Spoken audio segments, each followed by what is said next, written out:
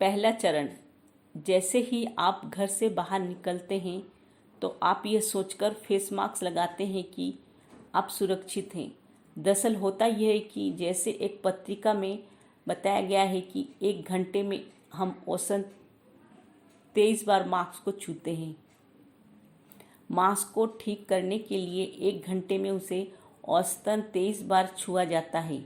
आप मास्क लगाकर सब्जियों को खरीदने के लिए एक दुकान पर जाते हैं।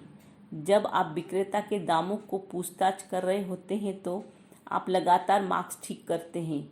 अंत में आप एक फल उठाते हैं। मान लीजिए आपने एक आम उठाया जिसमें कोई दाग नहीं था। फिर आप एक और आम उठाते हैं।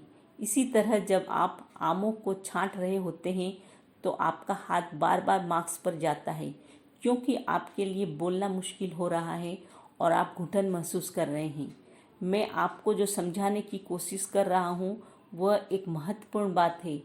आपके मुंह में केवल कोरोना वायरस नहीं है, बल्कि आपके मुंह में कई प्रकार के वायरस हैं।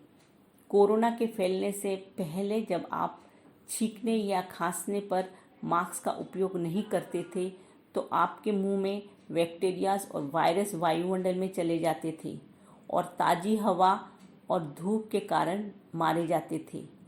अब जब आप मास्क पहन रहे हैं तो आप उन जीवाणुओं को मरने ही नहीं दे रहे हैं, क्योंकि वहाँ ताज़ी हवा और धूप नहीं है। असल में आप उन्हें अपने मास्क में जमा कर रहे हैं।